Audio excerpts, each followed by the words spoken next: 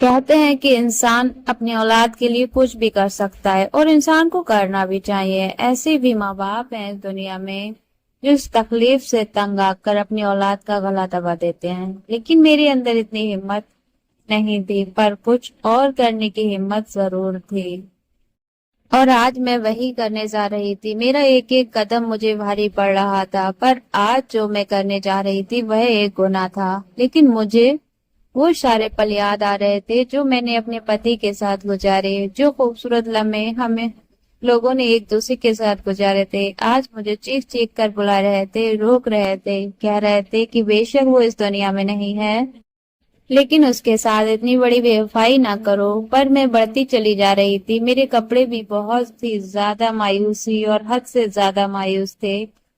मैं सुंदर लग रही थी, कयामत लग रही थी। शायद इतनी खूबसूरत मैं सारी जिंदगी में नहीं लगी थी, अपने पति के लिए भी नहीं। लेकिन इस खूबसूरती का क्या फायदा? मैं जो कयामत लग रही थी, आज ये कयामत मुझ पर ही खुद टूटने वाली थी। मैं उस शख्स के कमरे के अंदर चली गई, लेकिन फिर ऐसा मंजर देखा कि मैं हाथ जोड़कर जमीन पर बैठ गई और भगवान का नाम लेने लगी और रोने लगी, क्योंकि मेरे सामने आज एक ऐसा चमत्कार हुआ था। आज मेरे पति को इस दुनिया से गए हुए एक हफ्ता हो गया था। हाथ में कुछ पैसे थे जो खत्म हो चुके थे। अब ये वो जमाना नहीं था कि थोड़े पैसों से ही गुजारा हो जाता। रोज के लिए इतने पैसे चाहिए होते थे कि जितने बनते नहीं थे। मेरे 4 बच्चे थे और वह चारों ही 5 साल के अंदर से थे, क्योंकि मैंने एक एक साल के बाद एक बच्चा पैदा किया था। मेरे पति को बहुत शौक था कि उसके ढेर सारे बच्चे हों।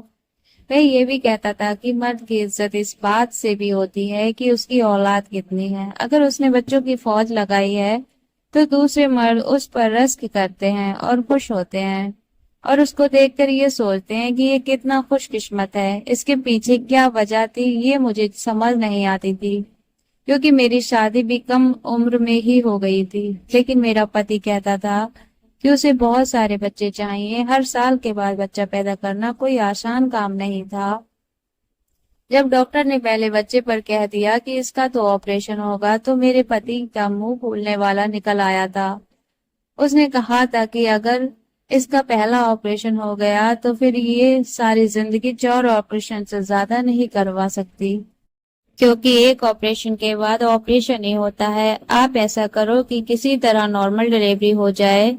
डॉक्टर ने मुझे बाद में कहा था कि तुम्हारे पति को तुम्हारी परवाह नहीं है, उसे आगे की पड़ी है। अगर अभी जिंदा रहोगी तो आगे बच्चे पैदा होंगे ना। मैंने कहा कि जो वह कहते हैं उनकी बात मान लें। डॉक्टर ने उनकी बात मान ली, लेकिन मैं जिस तकलीफ से गुजरी वो मैं ही जानती हूँ। उसके बाद मेरे दिल में मेरे पति के लिए थोड़ा सा खालीपन था, लेकिन जब मैंने उसके लिए औलाद दे दी और घर आई तो उसने मेरी बहुत ज्यादा ख्याल रखा। इतना ख्याल रखा कि मुझे उससे 40 दिन में 40 बार मोहब्बत हो गई थी। इतना ख्याल तो कोई पति किसी पत्नी का नहीं रखता। हमारे आसपास के घरों में अलग अलग कहानियां सुनी थी कि मर्द तो सारे एक जैसे होते हैं, लेकिन मेरा पति बहुत अच्छा था। वह आदमी बुरा नहीं था, लेकिन आगे की नहीं सोचता था। अब वह इस दुनिया से चला गया और हम लोग बेसहारा रह गए। हम अपने रिश्तेदारों के घर आना जाना भी नहीं रखता था और किसी की मुसीबत में भी उसके काम नहीं आता था। अगर मुसीबत में काम आया भी होता तो कोई हमारी मदद नहीं करता, क्योंकि आजकल जमाना ही ऐसा है। घर की चीजें बिकनी शुरू हो गई थी और अब घर में भुखमरी पड़ने लगी थी। मैं चीजें मांगने पर आ गई। कभी किसी के घर से एक प्लेट आटा ले आती, उसी से सब खाना खा लेते, और कभी कहीं से एक प्लेट चावल या कोई और चीज मांगकर पानी में पका लेते। लेकिन ये सिलसिला कब तक चलता?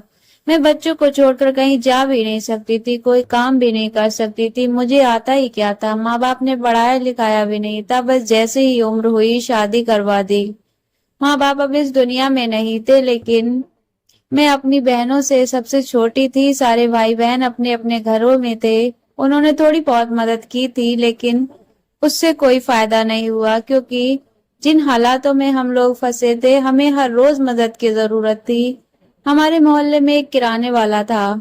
एक दिन मैं उसकी दुकान पर गई। उसके बारे में भी अजीबोगरीब बातें मशहूर थी। कुछ लोग कहते थे कि बड़ा ही लालची आदमी है और कुछ लोग कहते थे कि अच्छा आदमी है। लेकिन अगर वह सबके साथ अच्छा बनता तो उसका कारोबार कैसे चलता। लोग तो उधार पर भी राशन ले जाते हैं, लेकिन मेरे पास तो पैसे नहीं थे। थोड़ी देर वहां खड़ी रही, वह भी देख रहा था कि मैं खड़ी हूँ, लेकिन मैंने ऐसा दिखाया कि मैं सोच रही हूँ कि मुझे क्या लेना है। फिर मैंने कहा, मुझे राशन की सख्त जरूरत है, मेरे पास पैसे नहीं है। वो मेरे पति के अच्छी तरह से जानता था। उसने आटा मुफ्त में दे दिया और कहा, ठीक है ले जाओ। उसने मुझे सर से लेकर पांव तक देखा। उसकी नजर कुछ अजीब सी लगी थी, लेकिन शायद मैं ज्यादा ही सोच रही थी, क्योंकि अब अकेली हो गई थी, इसलिए दिल में अजीबोगरीब ख्याल आते रहते थे। ऐसा लगता था सब लोग मेरे दुश्मन है, कोई भी मेरा अपना नहीं है। बच्चे इतने छोटे थे कि वे मेरी मदद नहीं कर सकते थे, उन्हें खुद ही संभालने की जरूरत थी। मेरी सबसे छोटी बेटी सिर्फ 3 महीने की थी, उसे छोड़कर कहीं जा भी नहीं सकती थी। हालात बद से बदतर होते जा रहे थे। अब मैं रोज उस किराने वाले की दुकान पर जाती और कोई ना कोई चीज उधार ले लेती। वह उस चीजों को खाते में लिख लेता। वह ये समझ रहा था कि मैंने खाता खुलवाया और बाद में पैसे दे दूंगी। मेरा पति भी ऐसा ही करता था, मोहल्ले के बाकी लोग भी, लेकिन उसे क्या पता था कि मेरे पास बाद में देने के लिए कुछ भी नहीं है। अब भी कुछ नहीं है और आगे भी 1 रुपया नहीं होगा। घर की वे चीजें भी बेच दी जिनको बेचने की जरूरत नहीं थी, लेकिन वे भी चली गईं। एक दिन एक औरत मेरे घर आई। वो मेरी दोस्त थी। जब जब से मेरे पति इस दुनिया से गए थे, वह पहली बार आई थी। मुझे उससे मदद की कोई उम्मीद नहीं थी, क्योंकि उसके हालात भी मेरे जैसे ही थे। उसका पति किसी और लड़की के साथ था, उसका चक्कर चला रहा था। वह खुद भी बड़ी परेशान रहती थी, फिर भी घर से एक टाइम का खाना बनाकर ले आई थी।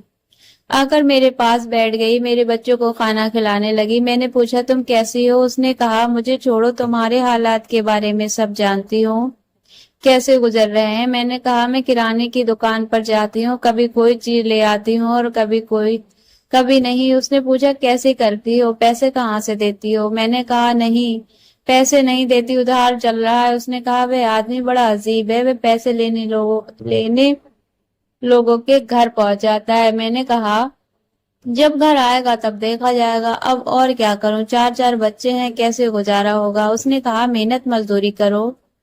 मैंने कहा, इतने छोटे बच्चे को छोड़कर कैसे जाऊं? उसने कहा, कुछ तो करना पड़ेगा। मुझे उसकी बात पर गुस्सा आया कि मुझे सलाह देकर चली गई। खुद मेहनत मजदूरी करने जाती है, तभी तो उसका पति दूसरी औरतों के पीछे जाता है। लेकिन मेरे पति इस दुनिया में नहीं थे। पता नहीं क्यों मुझे उसकी बात पर गुस्सा आ गया। शायद मुझे घर बैठकर उधार की चीजें लेकर खाने की आदत हो गई थी। मैंने कहा, जो चल रहा है चलने दो, कोई उठाकर पुलिस में तो नहीं दे देगा। उधार क्या है, एक दिन पैसे लौटा दूंगी, कुछ ना कुछ हो जाएगा। मैंने खुद को भगवान के आसरे पर छोड़ दिया था। वैसे तो हम सबको भगवान का ही आसरा होता है, लेकिन मैंने तो खुद को ऐसे छोड़ दिया था कि बस कुछ ना कुछ हो जाएगा, लेकिन कर कुछ नहीं रही थी। शायद यही मेरी गलती थी, लेकिन फिलहाल मेरे पास और कोई रास्ता भी नहीं था। दिन इसी तरह गुजरे। मेरे बच्चे ने तो एक और काम भी शुरू कर दिया था। जो बच्चे थोड़े बड़े थे, वे वहां जाकर अपने लिए खाने पीने का सामान ले आते थे।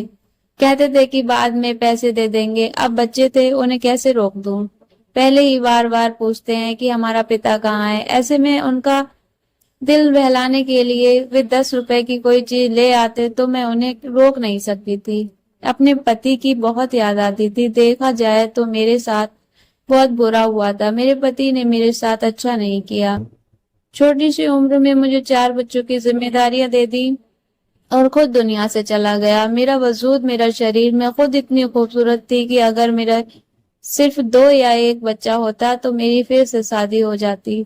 कोई ना कोई मेरी खूबसूरती देखकर मुझसे शादी कर लेता, लेकिन 4 बच्चों का बोझ कौन उठाएगा? अगर वह 5 बच्चों का सिर्फ दाल रोटी सब्जी भी खिलाए तो भी खर्च इतना ज्यादा हो जाएगा कि वह पछताएगा कि मैंने इस औरत से शादी ही क्यों की।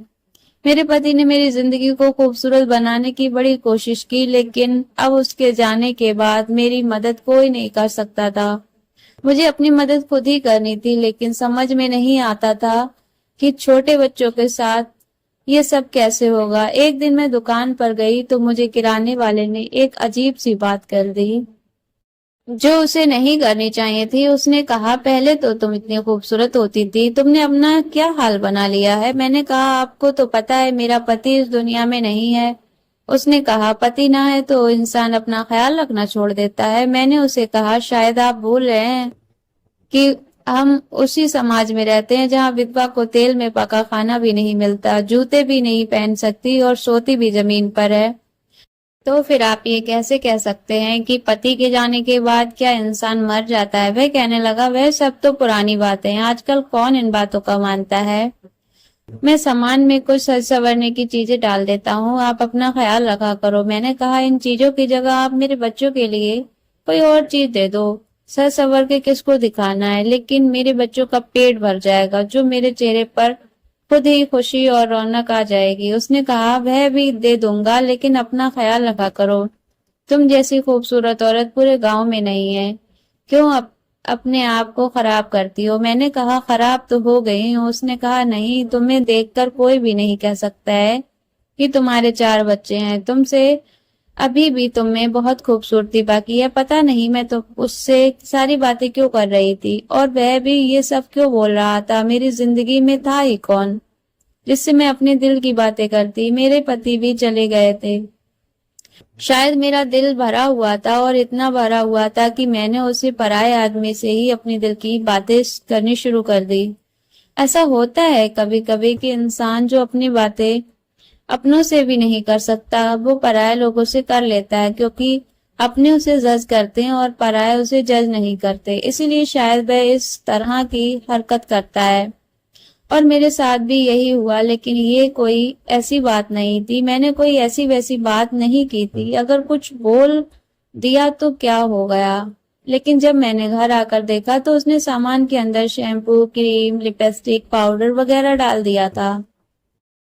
क्या मुझे ये सब लगाना चाहिए था। और फिर हम गांव के लोग तो अभी भी बातें करते। अभी कौन से मेरे पति को दुनिया से गए हुए बहुत महीने हो गए थे। अगर मैं ये सब कुछ लगाती तो लोग जरूर मेरे पीठ पीछे बातें करते, और मैं ऐसा नहीं चाहती थी। इसीलिए मैंने कुछ भी न लगाया। सोचा कि वापस कर दूं, लेकिन फिर एक तरफ रख दिया। अगले दिन मैं फिर से दुकान पर गई तो किराने वाले ने मुझे गौर से देखा और कहा, ये क्या। मेरी दी हुई चीजों में से कुछ भी नहीं लगाया। मैंने कहा, दिल नहीं मानता मेरा। उसने कहा, दिल को समझा लो, तुम्हारे दिल के ना मानने से तुम्हारे पति वापस नहीं आने वाला। मैंने कहा, तुम्हारी बात तो ठीक है, पता नहीं क्यों मैं उसे अपने दिल की बात कर लेती थी। शायद मैं उसे मुफ्त में चीजें ले रही थी, इसीलिए उसे अपनी मजबूरी भी बता देती थी। आज तो मैंने उससे अपनी बेटी की दवा के लिए पैसे भी ले लिए। वो सिर्फ राशन ही देता था, ये भी उसकी मेहरबानी थी, लेकिन दवा के पैसे भी दे दिए। बेटी बीमार है तो उसे ले जाओ, उसने कहा। मैं बेटी को डॉक्टर के पास ले गई। वहां कुछ औरतें बैठी थी।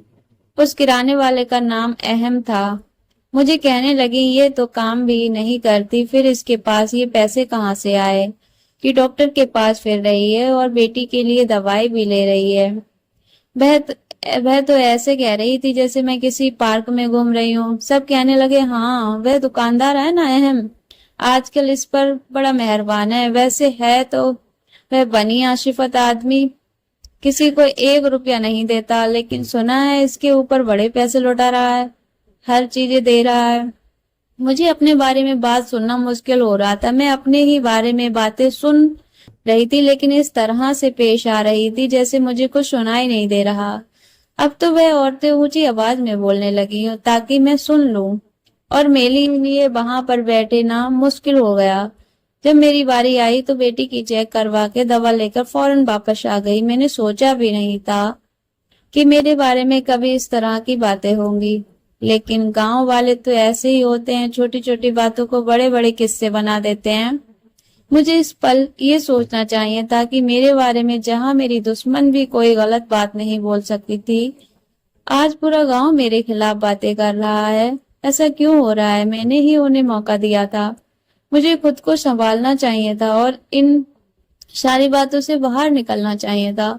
लेकिन मैंने सोचा, ये तो वैसे ही बातें करते हैं, दुनिया क्या कहती है, दुनिया तो बातें ही करती है। ये लोग मेरे घर का राशन तो नहीं देखते। वह भला आदमी है जो हमारी मदद कर रहा है और मैं इनकी बातों में आकर उसकी मदद लेने से इनकार कर दूं तो मेरे बच्चे भूख से कहाँ जाएंगे। फिर क्या ये लोग मेरे बच्चों को खाना देंगे? अगर ये मेरे बच्चों को खाना देने की जिम्मेदारी उठाते हैं तो ठीक है, फिर मैं किसी से कोई सामान नहीं लूंगी। एक रात मेरे पति भी सपने में आए। जब से वह इस दुनिया से गए थे पहली बार मेरे सपने में आए थे। मैंने उनसे कहा कि तुमने मेरे साथ अच्छा नहीं किया, मैं बहुत परेशान हूँ। तो उन्होंने कहा सब कुछ ठीक हो जाएगा, लेकिन तुम जो कर रही हो वो ठीक नहीं कर रही हो। मैं हैरान रह गई और मुझे अचानक से ऐसा लगा जैसे ये सपना नहीं है और वह मेरी आंखों के सामने से गायब हो गए। मैं उठी तो मुझे पसीना आ रहा था। तो ये सपना ही था, लेकिन बहुत अजीब सा था। पता नहीं वे किस ओर इशारा कर रहे थे कि तुम जो कर रही हो वो ठीक नहीं है। अब मैं इस बात को क्या समझूं? सपने में कहाँ इशारे मिलते हैं? लोग तो कहते हैं कि सपने दिमाग का फिल्टर होते हैं। मैंने किराने वाले से बहुत सारा सामान ले लिया था।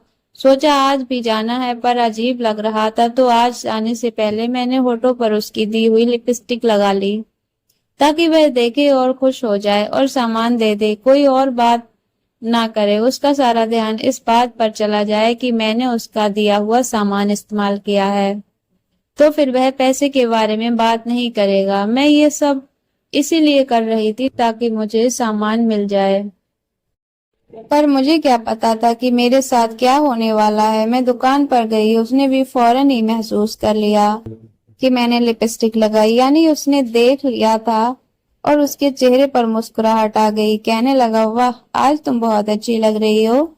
यही बात है, वाकई बहुत खूबसूरत लग रही हो। बोलो क्या चाहिए? मैं भी खुश हो गई कि जो करने आई थी वो हो रहा है। मैंने कहा बच्चे बड़े हो रहे हैं, थोड़े बहुत राशन से गुजारा नहीं होता। उसने कहा अभी तो राशन आया है नहीं है, मैंने खुद माल नहीं मंगवाया, लेकिन जो भी तुम्हें चाहिए मैं डाल के दे देता हूँ।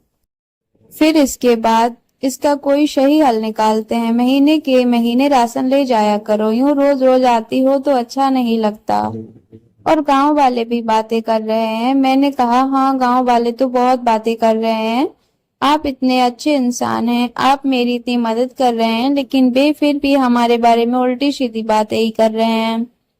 उसने कहा ऐसा ही होता है, कोई किसी के लिए अच्छा करता है तो दुनिया वाले उसे इस्तेमाल भी कर लेते हैं। लेकिन तुम फिक्र मत करो। मैं भी हैरान होती थी कि ये इंसान इतना अच्छा था कि मुझे मुफ्त में राशन वगैरह दे रहा था।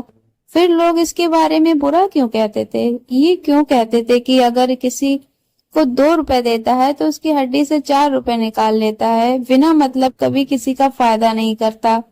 लेकिन अब तक ऐसा मुझे तो महसूस नहीं हुआ था। खैर मेरा काम हो गया और मैंने वापस अपने घर की राह ली। मुझे सामान की जरूरत थी और मुझे और कोई तरीका समझ में नहीं आ रहा था, क्योंकि मैंने उससे इतना सारा सामान ले लिया था कि आज कीमत हजारों में चली गई थी। लेकिन जब मैं घर आई तो मेरे बच्चे बहुत खुश हो गए। उन्होंने देखा कि माँ इतनी सारी चीजें ले आई है और मेरी आंखों में आंसू थे। रात को बैठकर रोती रहती थी। मैंने कहा हे भगवान, मुझे माफ कर दो। मैंने क्या किया है? मैंने अपनी खूबसूरती का इस्तेमाल किया, लेकिन मैं क्या करती? दुनिया की कोई भी माँ बच्चों को भूखा नहीं देख सकती, और फिर मैं क्या करती? मेरे पास और था ही क्या? घर का सामान भी बेच दिया था। कोई भी मदद करने को तैयार नहीं था। लोग सिर्फ तसल्ली देते थे और तसल्ली से घर नहीं चलता है। अब हमारे बारे में बातें बढ़ती चली जा रही थी। मेरे दोस्त ने भी मुझसे कह दिया। मैं तो समझ रही थी कि ऐसा वैसा कुछ नहीं है, पर अब मुझे लगता है कि तू बह गई है।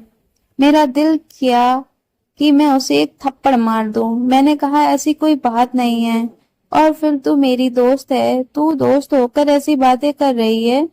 उसने कहा और क्या करूं? 2-4 जगह बैठकर मैंने तेरी बात की तो लोगों ने मुझे भी बुरा कहा और आती जाती रहती थी।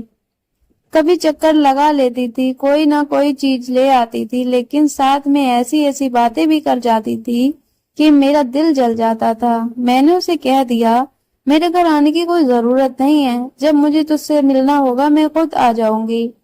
इस बात पर वह चुप हो गई। उसने कहा ठीक है, एक मैं ही थी तेरे साथ, तूने मुझे भी साइड कर दिया। इसका मतलब कि तू ही गलत है। मैंने कहा, अगर तुझे लगता है कि मैं ही गलत हूँ तो फिर तो यहाँ आना ही बंद कर। सीधी सी बात है। उसने कहा कि कल आ जाना, माल आ जाएगा, फिर कोई पक्का इंतजाम करेंगे। जब मैं गई तो वह पहले से ही काफी सारा सामान निकाल के बैठा था। पूरे महीने का आटा, घी, तेल, चीनी, पत्ती, दाल, चावल और कुछ पड़ा हुआ था। मुझे लगा कि शायद ये माल आया है, तो उसने कहा, नहीं, ये सब मैंने तो हमारे लिए निकाला है। मैं हैरान रह गई।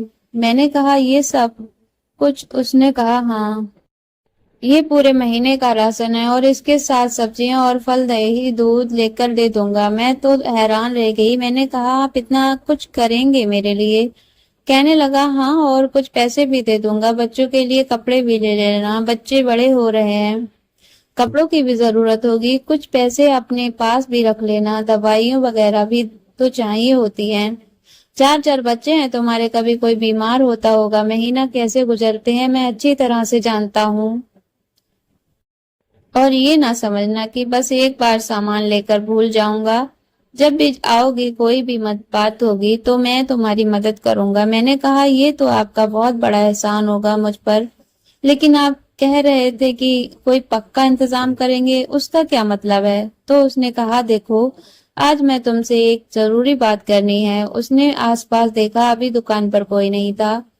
दोपहर का वक्त था। उसने कहा, ये सब कुछ मैं तुम्हें दे रहा हूँ, लेकिन यूं ही नहीं दे सकता। तुम्हें मेरा एक काम करना होगा। मैंने सोचा कि शायद वह मुझसे कोई जरूरी काम करवाना चाहता है, क्योंकि मुझे पता चला था कि उसकी पत्नी के बच्चा होने वाला था। शायद मुझसे मदद चाहता था। मैंने कहा, हाँ हाँ, तुम जो कहोगे मैं करूंगी। जो भी मदद है मैं करने को तैयार हूँ। उसने कहा, मेरी बात ध्यान से सुनो। फिर उसने मुझे ऐसी बात बताई कि मेरे कानों से जैसे धुआं निकलने लगा। मैं उसे हैरान होकर देख रही थी, पर उसने अपनी बात साफ साफ कर दी थी, बिना किसी लाग लपेट के। ये कोई मजाक या छुपी हुई बात नहीं थी, सीधे दो टोक शब्द थे। उसने कहा, मेरी पत्नी के यहाँ आजकल औलाद होने वाली है। मैंने कहा, हाँ, मुझे गांव की औरतों ने बताया है। हो सकता है कि आपको मेरी मदद की इसलिए चाहिए क्योंकि शायद वे घर का काम वगैरह नहीं कर पा रही होंगी। मैं काम कर दूंगी और बच्चा भी संभाल लूंगी। उसने कहा, उसे छोड़ो, मैं तुम्हें कुछ और ही बताना चाहता हूँ। मैंने कहा, क्या मतलब? मैं समझी नहीं। उसने कहा, मेरी पत्नी बहुत मोटी हो गई है। मेरा उसके पास जाने का दिल नहीं करता। तुम मेरे साथ एक रात गुजार लो और एक महीने का राशन ले जाओ। मैं यह बात सुनकर हैरान रह गई। और अब मुझे पता चल गया कि सारे गांव वाले क्यों कहते थे कि ये आदमी ठीक नहीं है। आखिरकार उसने अपना फायदा निकाल लिया। मैंने उसकी बात सुनी और मैं दो कदम पीछे हट गई। उसने मेरी तरफ देखा। मेरे चेहरे पर हैरानी थी। उसने कहा, क्यों, क्या हो गया? मैंने कोई अजीब बात कर दी? तुम कोई छोटी बच्ची नहीं हो, चार बच्चों की माँ हो। तुम्हें नहीं पता कि दुनिया किस तरह से चलती है? कुछ लो कुछ दो का कानून चल रहा है। तो तुम क्या मेरे चाचा की बेटी हो जो मैं तुम्हारी मदद करता रहूंगा? मैंने सिर झुका लिया। मैं वहां से भाग जाना चाहती थी। उसने कहा, यहाँ से भागने की जरूरत नहीं है। जो मैंने कहा है उसके बारे में सोचना, नहीं तो तुम्हारे ऊपर पूरे 35,000 बनते हैं। वह कल देकर जाना। मैं हैरान थी कि उसने एक एक चीज का हिसाब रखा हुआ था। हम कौन सा भरपेट खाना खाते थे, बस रोज थोड़ा थोड़ा आटा और दाल ही ले जाती थी। लेकिन 2-4 महीने में 35,000 बनते ही थे। आजकल महंगाई इतनी ज्यादा हो गई थी कि उसने कहा, रात को 1 बजे तुम्हारा इंतजार करूंगा। अगर आना हुआ तो आ जाना, नहीं तो पैसे देकर जाना। और अगर पैसे नहीं दिए तो पंचायत बुला लूंगा, सारे गांव वालों के सामने बुलाऊंगा तुम्हें। उनको भी पता चलेगा तुम मुझसे किस लिए पैसे लेकर जाती रही हो। तुमने यहाँ पर खाता खुलवाया था, तुम्हारा पति भी ऐसा ही करता था, लेकिन वह पैसा दे देता था। अब तुम्हारा पति तो इस दुनिया में है नहीं, तो पैसा कौन देगा? अचानक उसका लहजा बदल गया था, उसकी आवाज भी बदल गई थी। मैं वहां से वापस आ गई, आसमान की तरफ देख रही थी कि अब क्या होगा। मेरी कोई मदद भी नहीं करेगा। गांव वालों के सामने इज्जत भी जाएगी और जो रोजी रोटी लगी हुई है वह भी खत्म हो जाएगी। क्या मुझे ये सब करना चाहिए था? आज मुझे समझ आया कि लोग क्यों अपनी औलाद को जान से मार देते हैं। क्योंकि वह उन्हें भूखा नहीं देख सकते। लेकिन अपनी औलाद को जान से मारने से तो अच्छा था कि मैं अपनी जान ले लेती। लेकिन ये मौत ऐसी थी कि मैं मरती नहीं, जिंदा रहती, लेकिन शायद मेरे अंदर कुछ टूट जाता और मैं अपनी आत्मा की कुर्बानी देने को तैयार हो गई थी। रात को बैठी अपने बच्चों को देखती रही। समय हो रहा था, 12 बज चुके थे। मेरे पास 1 घंटा था। मैंने वह सारी चीजें उठाई जो उसने मुझे दी थी, जिनसे मैंने खुद को तैयार किया, और अब मैं उसके घर की तरफ रवाना हो चुकी थी। अगर मुझे इस वक्त कोई देख लेता तो मुंह पर हाथ रख के रह जाता कि उसने कैसे कपड़े पहन रखे हैं। फिलहाल तो मैंने खुद पर चादर डाली हुई थी। मैं अंधेरे में चलती चली जा रही थी। मेरे दिमाग में मेरे पति के साथ गुजरे सारे पल घूम रहे थे, मेरे बच्चों की आवाजें। मेरे बच्चों अब जब मुझसे खाना मांगते थे, मैंने इन बच्चों की बड़ी मेहनत से पाला था, इसीलिए नहीं कि उन्हें भूखा तड़पता हुआ देख सकूं। बस ठीक है, आज मैंने अपनी जान ले ली ही थी, और मैं क्या कर सकती थी माँ, और कर भी क्या सकती थी। बच्चे और खुद में से बच्चों को ही चुनती है। अब मैं आसमान की तरफ भी नहीं देख रही थी, शायद भगवान से भी आंखें नहीं मिला पा रही थी। बस चलती चली जा रही थी। मैं वहां पर पहुंच गई। उसने मुझे जगह बता दी थी। यही शायद उसके घर की बैठक थी। उसकी पत्नी तो बीमार थी, उसे तो पता भी नहीं चलना था कि घर में क्या हो रहा है। बैठक का दरवाजा भी खुला हुआ था। उसने शायद खिड़की से ही मुझे आते हुए देख लिया था, दरवाजा खोल दिया था। जैसे ही मैंने दरवाजे के अंदर कदम रखा, सामने का दृश्य देखकर हैरान रह गई। वह तो माहौल बनाकर बैठा था। वहां खाना भी पड़ा था, जिसकी खुशबू पूरे कमरे में फैल रही थी। उसके अलावा मेरे लिए तोहफे और वही राशन जो उसने एक बड़ी सी बोर में डालकर रखा था, वह भी एक तरफ पड़ा था, और राशन को हाथ गाड़ी के अंदर रखा था ताकि जाते वक्त मैं उसे आराम से ले जा सकूं। इतना कुछ सोच कर बैठा था ये आदमी। मुझे तो उसकी शक्ल से ही नफरत हो रही थी। मुझे लगा था कि ये मेरी मददगार है, मेरी मदद कर रहा है, लेकिन ये थी इसकी मदद। आज मुझे समझ आ गया कि इस दुनिया में कोई किसी के लिए कुछ नहीं करता। मैं दरवाजे में खड़ी थी और मेरे कदम आगे नहीं बढ़ रहे थे, लेकिन मुझे आगे तो जाना ही था। अगर बाहर ही खड़ी रहती तो कोई और मुझे देख लेता, तब भी बात बदनामी तक चली जाती। खैर, मैंने दरवाजे से अंदर कदम रखा ही था कि सामने का दृश्य देखकर हैरान रह गई। उस आदमी ने मुझे एक नजर देखा, उसके चेहरे पर मुस्कुराहट उभरी, और अगले ही पल उसने अजीब तरीके से चिल्लाना शुरू कर दिया। उसकी चीखें इतनी अजीब और ऊंची थी कि मेरे दिमाग में लगने लगी। मैं हैरान हो गई कि इसे क्या हो गया। थोड़ी देर बाद उसने तड़पना शुरू कर दिया। मुझे समझ नहीं आ रहा था कि मैं क्या करूं। शायद उसकी पत्नी ने उसकी आवाज सुन ली। वह दूसरे दरवाजे से कमरे में आ रही थी। मैं उस तरफ से दीवार के पीछे छुप गई। वह भी परेशान हो गई और उसे आवाजें देने लगी। मैं वापस अपने घर की तरफ भाग गई। सुबह पता चला कि किराने वाला इस दुनिया में नहीं रहा, क्योंकि उसे हार्ट अटैक आ गया था, और गांव वालों को समझ नहीं आया कि उसके साथ क्या हुआ। अस्पताल ले जा रहे थे कि रास्ते में ही चला गया। मैं जो ऊपर ये सोच कर नहीं देख रही थी कि मैं एक बड़ा गुनाह करने जा रही हूँ, और बहुत मायूस थी। अब आसमान की तरफ देखते हुए मेरी आंखों से आंसू बह गए। भगवान ने मुझे बचा लिया था। ये उस व्यक्ति की सजा उसके सामने आ गई थी। किसी को पता नहीं था कि मैंने उसका कितना कर्जा चुकाना है, इसीलिए वह बात वहीं की वहीं खत्म हो गई। लेकिन उसके बाद मैंने भी सोच लिया कि मैं हाथ पर हाथ रखकर नहीं बैठूंगी और मांग तांग पर नहीं गुजारा करूंगी। अपने बच्चों को पालने के लिए कुछ न कुछ करूंगी। मैंने अपनी सहेली को संपर्क किया और उसे कहा कि वह मेरे बच्चों को 3-4 घंटे अपने घर पर रख लिया करे। उसे इस काम के पैसे, महीने के कुछ पैसे दे दिया करूंगी, और खुद मैंने मजदूरी करने जाना शुरू कर दिया। धीरे धीरे मुझे मेहनत की आदत पड़ गई। पैसे कम मिलते थे, गुजारा अच्छे से नहीं होता था, लेकिन ये पैसे अपने किसी से मांगे हुए नहीं थे। इनमें किसी का डर नहीं था, और सच कहूँ तो इन पैसों में बहुत बरकत थी। मैंने अपने बच्चों को खाना पीना पूरा करने लगी। फिर थोड़े पैसे जमा करके घर में मशीन खरीद ली और घर में लोगों के कपड़े धोने का काम शुरू कर दिया। अब पूरा गांव मुझसे कपड़े धुलवाता था। गांव में इस तरह की चीजों की पहल रिवाज नहीं था, लेकिन अब लोगों को सोच बदल रही थी, इसीलिए वे मुझसे कपड़े धुलवाते थे। मैं ज्यादा पैसे नहीं लेती थी। फिर धीरे धीरे मैंने पैसे भी बढ़ाना शुरू कर दिए, क्योंकि अब लोगों को आदत हो गई थी। अब मैं पूरे गांव के कपड़े वगैरह धोती थी।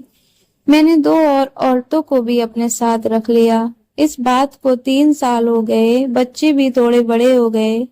वे भी मेरी मदद करते हैं। मैंने अपनी जिंदगी का बहुत बड़ा सबक सीखा है। पता नहीं किसकी दुआ थी या मेरी कोई अच्छाई जो मेरे सामने आई और मेरी इज्जत और जान दोनों बच गई। लेकिन अब मैं अपने पैरों पर खड़ी हूँ और मुझे इस बात की बहुत खुशी है। मेरे लिए ये हादसा होना बहुत जरूरी था, क्योंकि मेरी हड्डियों में पाप बैठता जा रहा था। मुझे मांग के खाने की आदत हो गई थी, लेकिन भगवान ने मुझे इस हादसे से गुजारा ताकि मैं समझ सकूं कि मुझे क्या करना है। और वाकई मैंने सबक सीख लिया है। ये दुनिया बड़ी बुरी है। कोई किसी को मुफ्त में सलाह भी नहीं देता। और मैं समझ रही थी कि वह मेरे घर का बोझ उठा रहा है। उसने मेरे लिए दाना फेंका था और वह मुझे अपनी बात मनवाना चाहता था। लेकिन भगवान ने उस समय पर अपने पास बुला लिया। और मेरे पति जो मुझे अपने सपने में आए थे, वह शायद इशारा था कि मैं जो कर रही थी वह ठीक नहीं था। दोस्तों, कहानी कैसी लगी कमेंट कर जरूर बताइए। अपने दोस्तों में शेयर कीजिएगा, वीडियो को लाइक कीजिएगा और अभी तक चैनल को सब्सक्राइब नहीं किया है तो चैनल को सब्सक्राइब कर लीजिएगा। मिलते हैं नेक्स्ट वीडियो में, तब तक के लिए अपना ख्याल रखिए। Thanks for watching.